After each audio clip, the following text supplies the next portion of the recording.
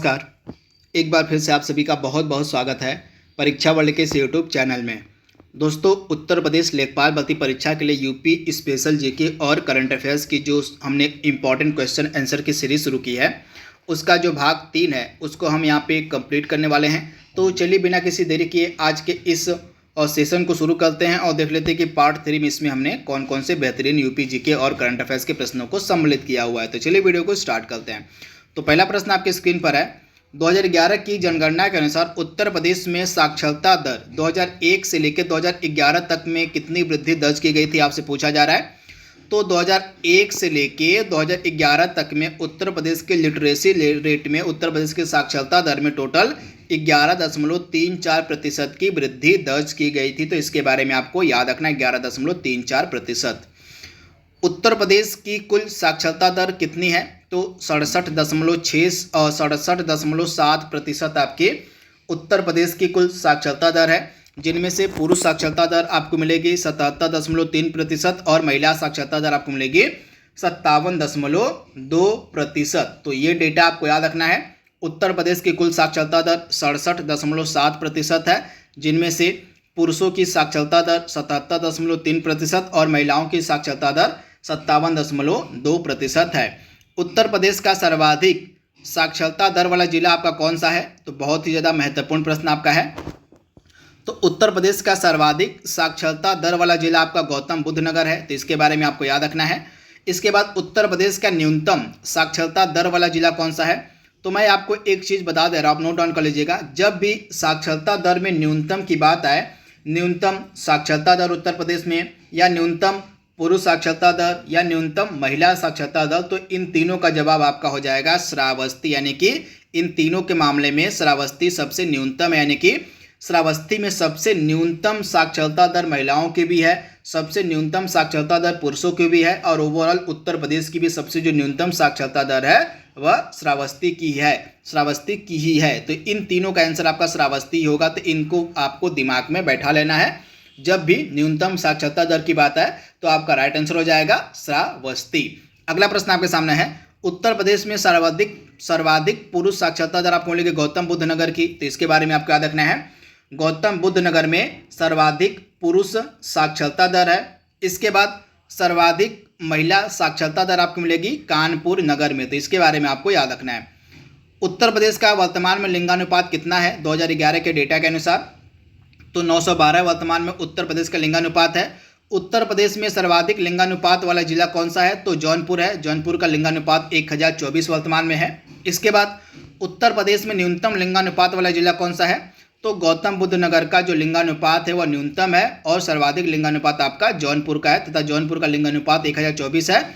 और गौतम बुद्ध नगर का लिंगानुपात कितना है? तो 851 है। तो ये डेटा आपको याद रखना है।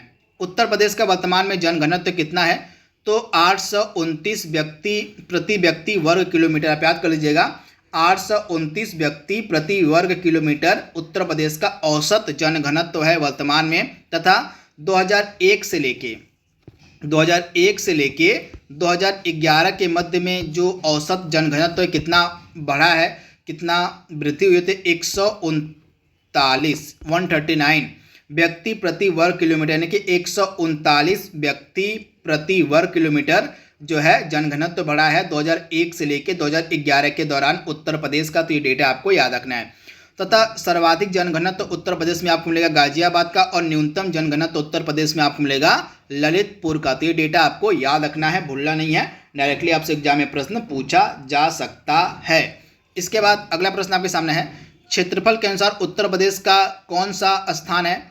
तो क्षेत्रफल के अनुसार उत्तर प्रदेश का पूरे भारत में चौथा स्थान है, और जनसंख्या के अनुसार उत्तर प्रदेश का पूरे भारत में पहला स्थान है। वहीं पहले स्थान पे क्षेत्रफल में आपको मिलेगा कौन सा राज्य?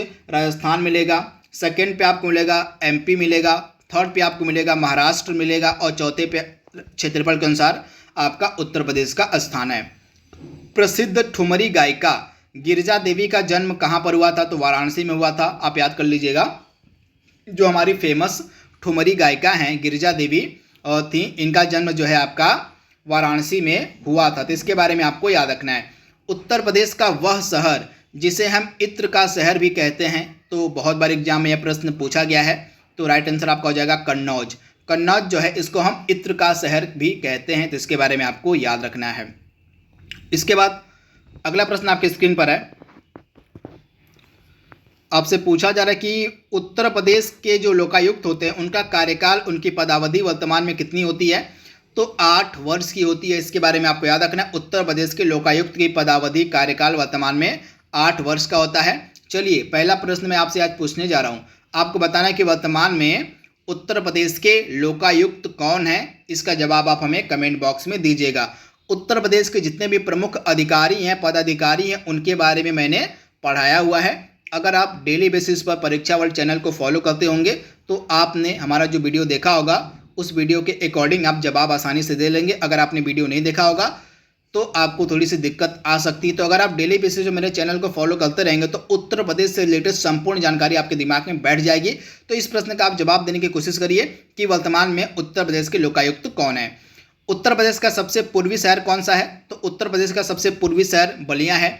और सबसे पश्चिमी शहर कौन सा है? तो शामली है। तो इन दोनों के बारे में आपको याद रखना है। तथा उत्तर प्रदेश का जो सबसे पूर्व वाला हिस्सा है और सबसे जो पश्चिम वाला हिस्सा है, इनके मध्य की डिस्टेंस कितनी है आपसे पूछी जा रही है।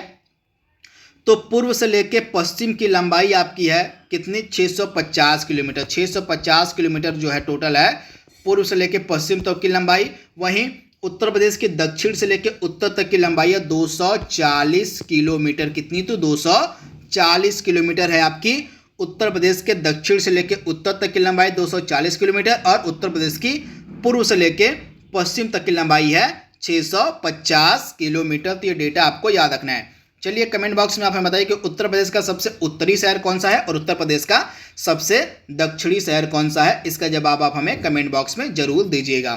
कास्ट नक्काशी घरेलू उद्योग के लिए प्रसिद्ध कौन सा शहर उत्तर प्रदेश का? तो सहारनपुर जो आपका है कास्ट नक्काशी घरेलू उद्योग के लिए फेमस है। लकड़ी की नक्काशी भी आप इसे कह सकते हैं। सांडी पक्षी विहार अवस्थित आपको मिलेगा हरदोई में। तो इसके बारे में आपको याद रखना है। तो यहाँ पे हमने यूपी स्पेशल जीके के 20 प्रश्नों को देखा है। अब हम करंट अफेयर्स के बाकी के प्रश्नों को कवर करेंगे यहाँ पे।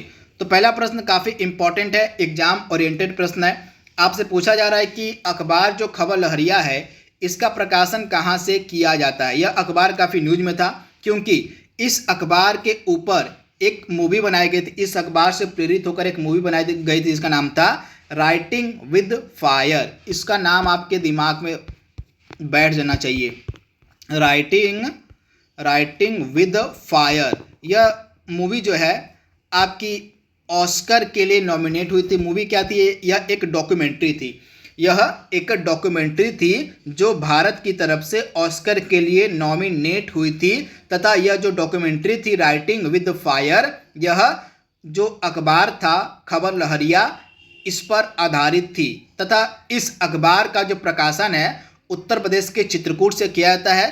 तथा ये कुछ महिलाओं की तरह मिलकर जो है इस अखबार का प्रकाशन उत्तर प्रदेश में किया जाता है। तो इसके बारे में आपको याद रखना, यह अखबार काफ़ी न्यूज में था। इससे एग्जाम में प्रश्न पूछे जाने के 100% चांसेस हैं। तथा इसके ऊपर कौन सी मूवी बनी थी जो ऑस्कर के लिए नॉमिनेट हुई थी? तो एक मूवी नहीं, डॉक्यूमेंट्री थी जिसका नाम था राइटिंग विद फायर। तो इसके बारे में आपको याद रखना है। अब यह ऑस्कर के दौर से बाहर हो चुकी है। सो अब तो ऑस्कर वितरित भी हो चुका है, लेकिन यह भारत की तरफ से डॉक्यूमेंट्री की श्रेणी में यह नॉमिनेट हुई थी राइटिंग विद फायर। तो इसके बारे में आपको याद रखना है।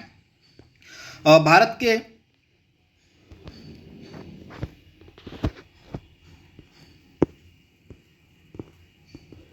उत्तर प्रदेश का किस शहर का जो परफ्यूम है न्यूयॉर्क में लॉन्च किया गया था? तो कन्नौज का जो परफ्यूम था वो न्यूयॉर्क में लॉन्च किया गया था। हाल ही में उत्तर प्रदेश के पूर्व मुख्यमंत्री कल्याण सिंह को सम्मानित किया गया था आपके पद्म विभूषण से। इनको मरणोपरांत जो है पद्म विभूषण दिया गया था कल्याण सिंह को। तो इनके बारे में आपको याद रखना है। राष्ट्रीय जल पुरस्कार 2020 में सर्वश्रेष्ठ राज्य का पुरस्कार किसे दिया गया था? तो उत्तर प्रदेश को जो है सर्वश्रेष्ठ राज्य का पुरस्कार दिया गया था।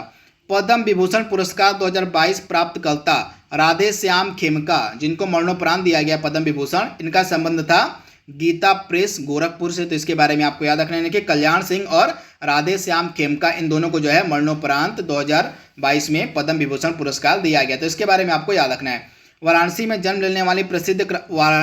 लेने वाले प्रसिद्ध क्रांतिकारी जिनका 7 फरवरी 2022 को 80वीं पुण्यतिथि मनाई गई, इनका क्या नाम था? तो सचिंद्र नाथ सन्याल। वाराणसी में इनका जन्म हुआ था सचिंद्र नाथ सन्याल का, तथा इनकी 7 फरवरी 2022 को 80वीं पुण्यतिथि मनाई गई। 2 फरवरी 2022 को उत्तर प्रदेश के किस वन्यजीव अभ्यारण्य को रामसर स्थल घोषित किया गया था? तो बखीरा वन्यजीव अभ्यारण्य को जो है हाल ही में उत्तर प्रदेश का एकदम लेटेस्ट का रामसर स्थल घोषित किया गया था। तथा वर्तमान की अगर हम बात करें तो वर्तमान में उत्तर प्रदेश में टोटल 10 रामसर स्थल हैं, तो इसके बारे में आपको याद रखना है। उत्तर प्रदेश में फैमिली कोर्ट का उद्घाटन हाल ही में कहाँ पर किया गया था? तो उत्तर प्रदेश में फैमिली कोर्ट का उद्घाटन हाल ही में किया गया था लखनऊ विश्वविद्यालय में। तो ये इंपॉर्टेंट प्रश्न थे यूपी स्पेशल और जीके और करंट अफेयर्स के। आई होप ये वीडियो आपको पसंद आएगा। तो आज के लिए बस इतना ही। Thank you, thanks for watching, thank you.